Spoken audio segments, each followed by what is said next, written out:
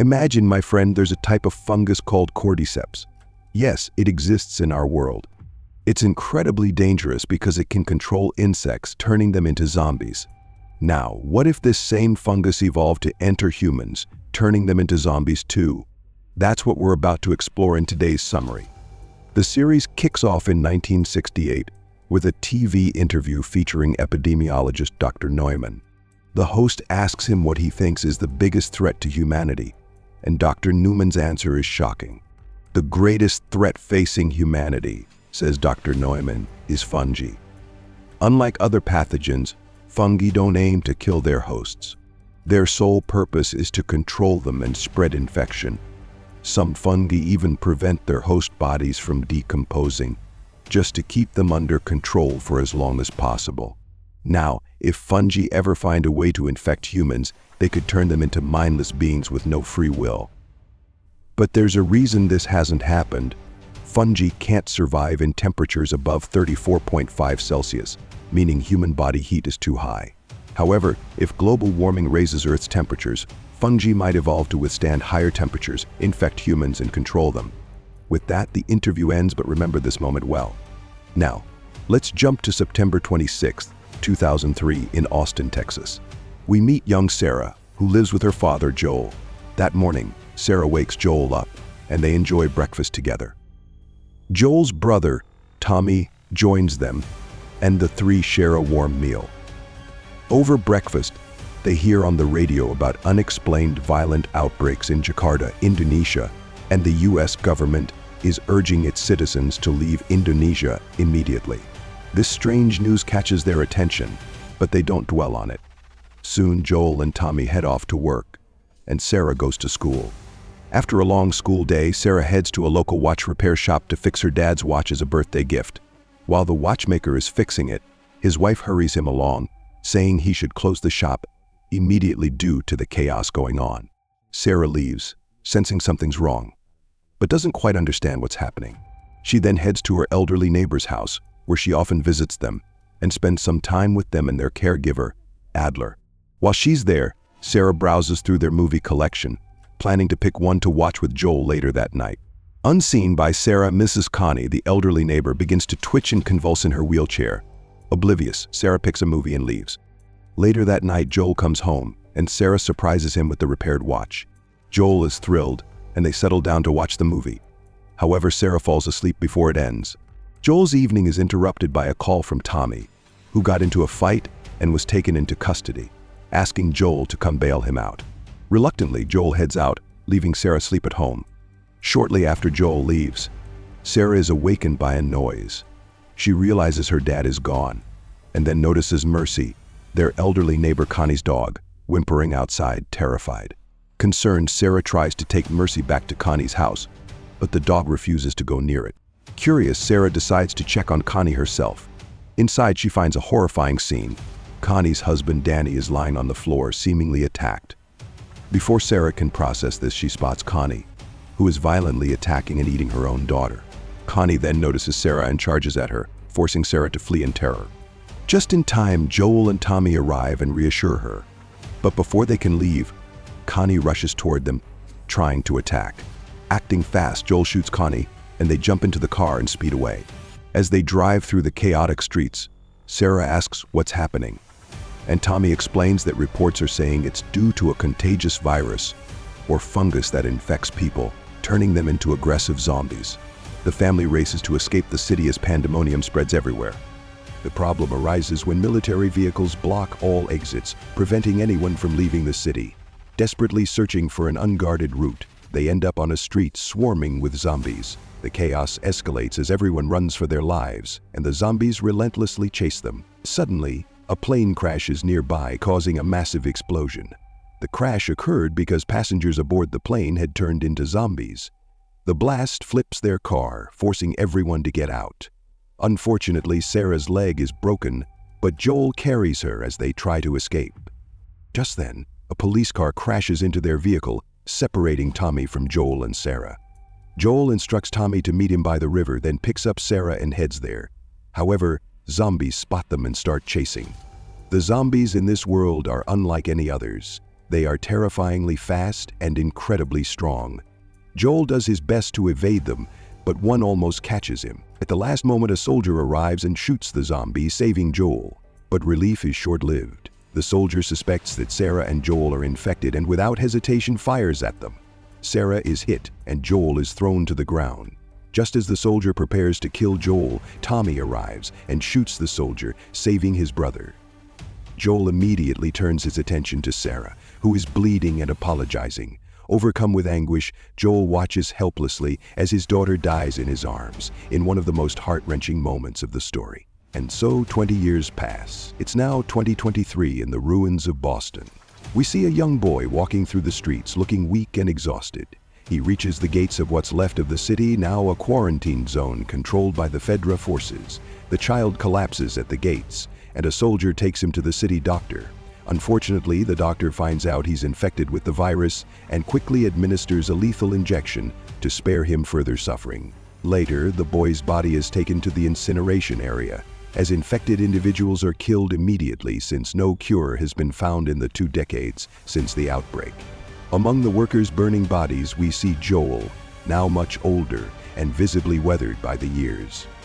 After finishing his gruesome task, Joel collects his payment from Fedra, coupons for food and water. Joel trades these coupons with a Fedra soldier, exchanging them for rare items like cigarettes, which have become highly valuable. He also gives the soldier some pills as part of a deal. Joel asks the soldier about the truck they discussed earlier. The soldier assures him that everything is set up, and soon Joel will be able to leave the city, a difficult feat since Fedra strictly controls all movement in and out. Later, Joel visits a man who operates a radio to communicate with people outside the city. Joel trades him cigarettes and asks if there's been any response from his brother, Tommy. The man informs Joel that he sent a message 3 weeks ago, but Tommy hasn't replied, a first for him. Concerned, Joel pulls out a map and asks for the location of the tower Tommy is using to send messages. Determined to find his brother, Joel begins planning an escape from the quarantined city. Back at his apartment, he studies the map until he eventually falls asleep, the weight of worry evident on his face. When Joel wakes up, he finds his longtime friend Tess in his house.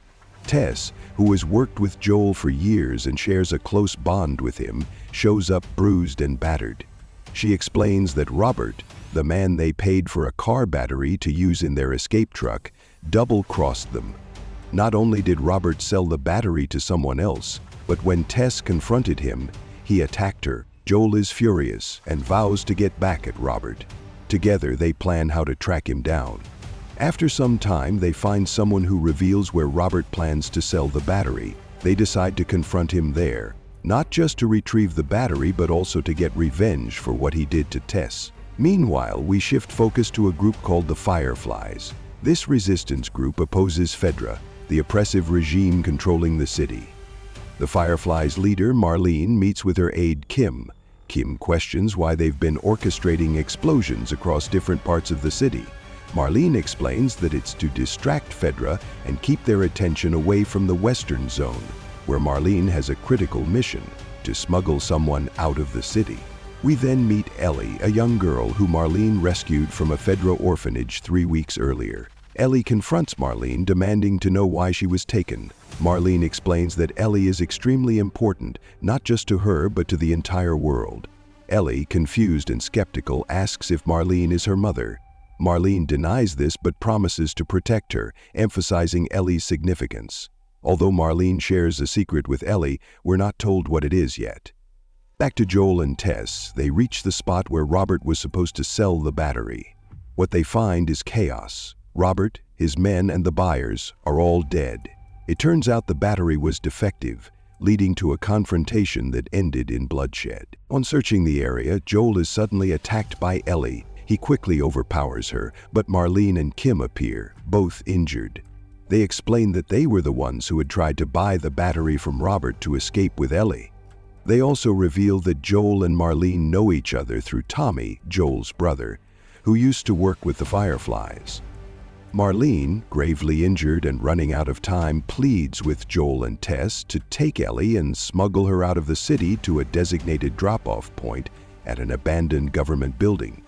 In exchange, they'll be provided with a fully equipped vehicle, giving Joel and Tess the means to search for Tommy. At this moment, everyone hesitates, but they eventually agree to take Ellie and head back to Joel's house. That night, they leave the city, which is under strict Fed-enforced curfew to prevent anyone from escaping.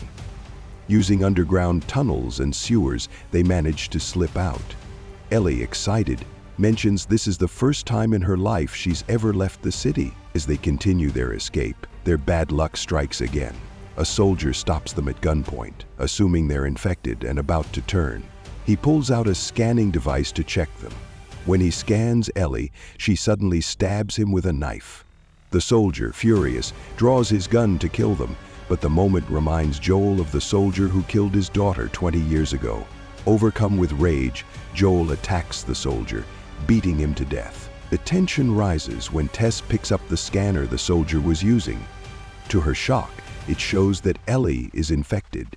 Before they can act, Ellie explains that she's been infected for 3 weeks without turning into a zombie.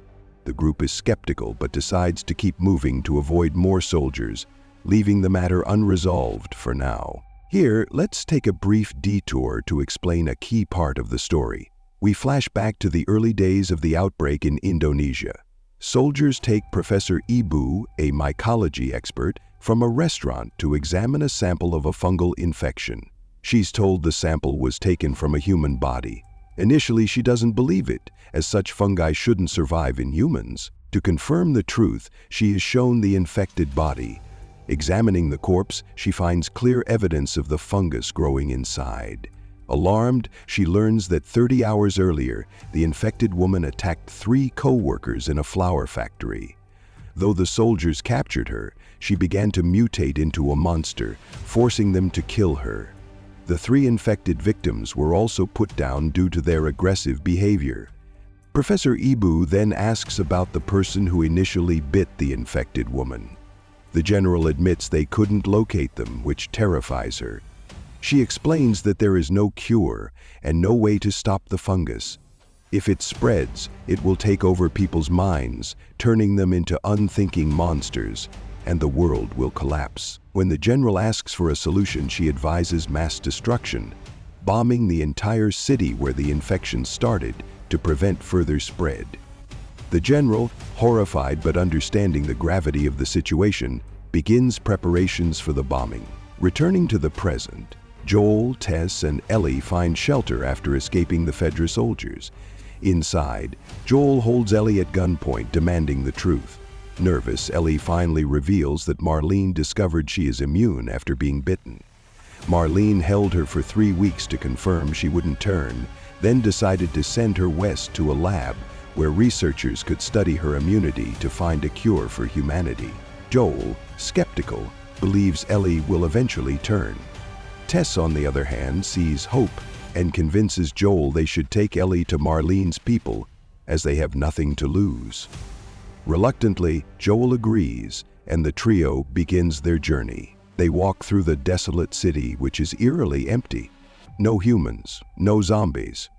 For now. On their way, Ellie notices a large crater in the ground and asks about it.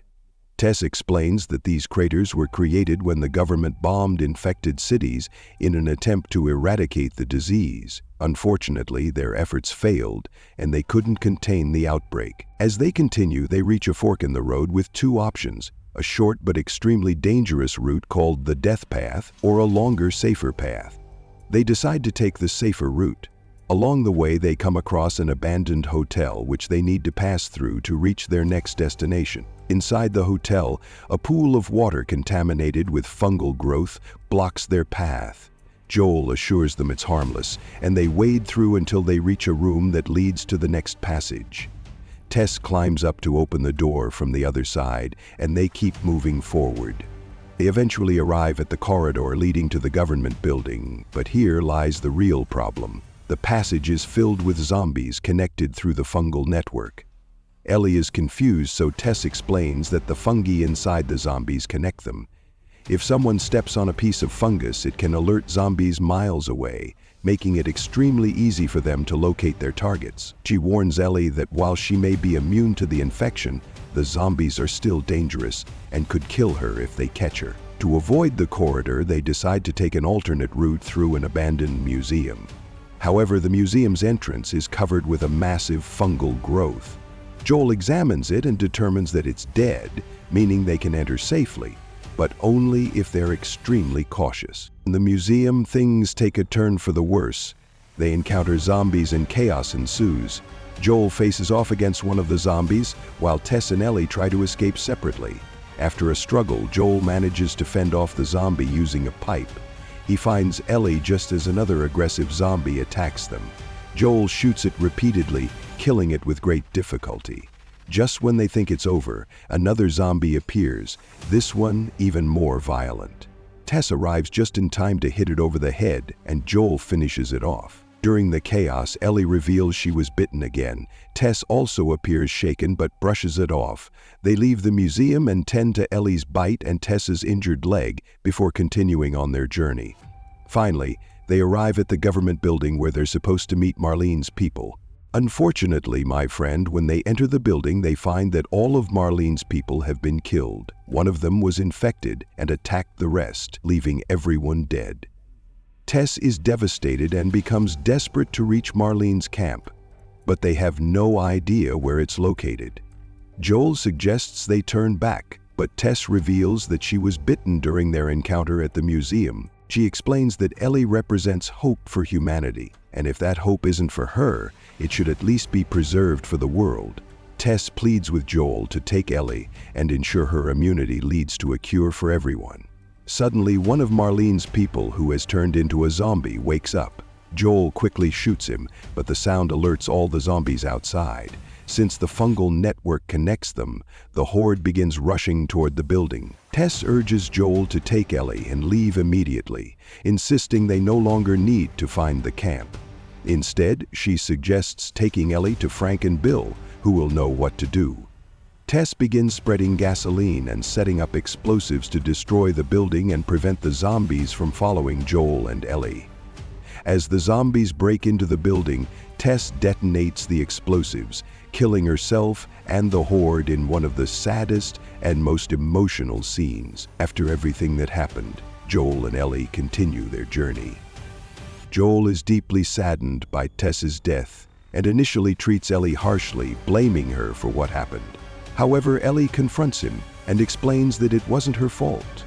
Joel eventually softens and stops mistreating her as they press on toward Bill and Frank's place. During their journey, Ellie asks Joel for a gun, but he flatly refuses. They reach a place where Joel used to stash supplies during his smuggling days. While Joel searches for what they need, Ellie explores the area and stumbles upon a basement where she finds a trapped zombie. Although scared, she pulls out her knife and kills the zombie. Her first time doing so. They leave the area and continue their trek, eventually passing a site filled with the remains of many people. Joel explains to Ellie that when the outbreak first began, it spread through contaminated food like flour. The first known case occurred at a flour factory, and the infected food quickly reached markets. Within 2 days, the outbreak spread and the world fell apart. A week later, the military group Phaedra started evacuating cities, forcibly moving people to quarantine zones like the one in Boston. Anyone who refused to leave their homes, even if uninfected, was executed to prevent them from potentially spreading the disease later. Ellie is deeply disturbed by this story, particularly upon learning that the dead people they saw were likely uninfected, but refused to leave their city and were killed. Saddened, but with no other choice, she continues on with Joel toward Bill and Frank's. Now let's get introduced to Bill and Frank. To understand who they are, we go back to 2003, at the beginning of the outbreak. Bill is living in a small, quiet town, hiding in his underground bunker filled with weapons. He's a survivalist and weapons enthusiast. Bill waits in the bunker until Fedra soldiers evacuate the town's residents. Once they're gone, Bill emerges to find himself entirely alone in the city. He begins securing the area, building fences, laying traps for zombies, and setting up various defenses.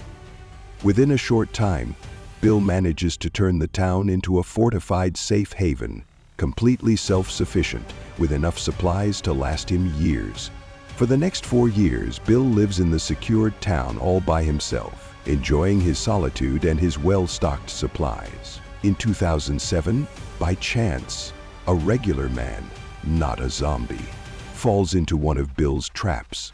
Bill goes to check and finds out the man's name is Frank. After confirming that Frank isn't infected, Bill decides to take him in. Over time, their friendship grows, and Bill finds companionship in Frank, easing his loneliness. And by 2010, Frank manages to contact Joel and Tess via a radio signal. Despite Bill's initial reluctance to involve outsiders, he agrees to let Joel and Tess visit their town, seeing the potential benefit of forming connections. Over the years, Joel and Tess trade supplies smuggled from the Boston quarantine zone with Bill and Frank, including weapons and other necessities. Their collaboration lasts for a long time, forming a strong friendship. Returning to the present, Joel and Ellie finally reach Bill and Frank's town. When they enter their house, they find it empty. Ellie discovers a letter left by Bill addressed to Joel. In the letter, Bill explains that he knew Joel and Tess would be the only ones able to bypass the traps and reach the house. Bill bids Joel farewell and tells him everything in the house is at his disposal. He can take whatever he needs, or even stay if he wants. Joel is deeply saddened by the deaths of his friends, but he begins to search the house, gathering supplies including weapons. Ellie asks for a gun again, but Joel refuses. While Joel works on preparing Bill's truck, Ellie sneaks around the house and finds a pistol, which she secretly hides without Joel noticing. Later, Joel informs Ellie that the truck is ready, and they set off to find his brother Tommy. Joel explains that Tommy was once part of the Fireflies and can help them reach their main base. They drive off in Bill's truck, using the map Joel had acquired earlier to guide their route. As they travel, they stop frequently to siphon gas from abandoned cars to keep going. The journey is long and tiring, and eventually Joel pulls over in a quiet forest to camp for the night. They eat, talk, and bond, with Joel starting to feel a protective, fatherly connection to Ellie. By the end of the day, they settle down and fall asleep, preparing for the challenges ahead. And so Joel and Ellie set off on their journey, with only a map, an old truck, and a shared goal: reaching Tommy. But will Joel find his brother in time? Can Ellie's mysterious immunity truly be the key to humanity's survival? And what other dangers lie ahead in this world overrun by infected and ruthless survivors? Stay tuned for the next part as we uncover more of their perilous journey and the secrets that could change everything.